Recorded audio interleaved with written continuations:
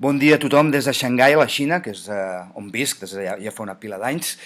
Suposo que per vosaltres és vespre, doncs bona vesprada a tothom.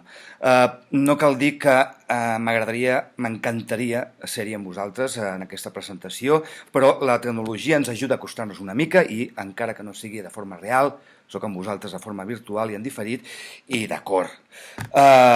Marc Strand, em fa moltíssima il·lusió formar part d'aquesta presentació aquesta nit d'un llibre fabulós, Rufagadun, d'un poeta que a mi m'encanta, un poeta que m'influeix i em continuarà influint segurament fins a la resta dels meus dies. Per què m'agrada Marc Strand? Per què és tan bo? Bé, per moltes raons, però com que hem de ser breus, anem a filar prim, i en una de les entrevistes, recordo que circulen per la xarxa que li fan al Marc Strand, ell fa una distensió de la poesia i diu que hi ha poetes que són metonímics i poetes que són metafòrics. Un poeta metonímic seria el que nosaltres coneixem com a poeta de l'experiència, és a dir, el poeta metonímic agafa un tall de la realitat, que és un tall de la seva vida, i en fa un missatge, ja sigui moral o ja sigui un missatge elegia, un missatge emotiu, etc.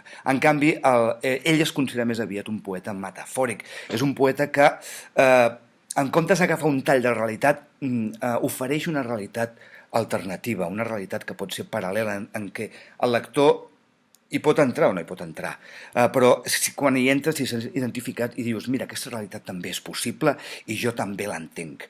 I és això el que a mi m'agrada que em doni un poeta. I, de fet, ell segueix estant influenciat per poetes metafòrics, com els grans poetes nord-americans del segle XX, que són Wallace Stevens i T.S. Eliot, que a mi també m'agraden molt i m'han influenciat molt. Per acabar, perquè encara em toca llegir els seus poemes a rigor, voldria felicitar efusivament en Joan Tudó per la seva extraordinària traducció.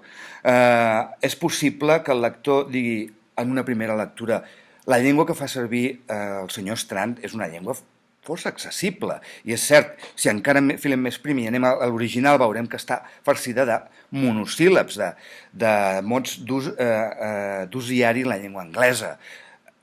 Però compte que això és una trampa, és molt difícil traduir l'Strand. I en Joan Tudó ha fet una feina extraordinària. Per tant, des d'aquí, les meves salutacions més efusives i espero conèixer-te aquest estiu.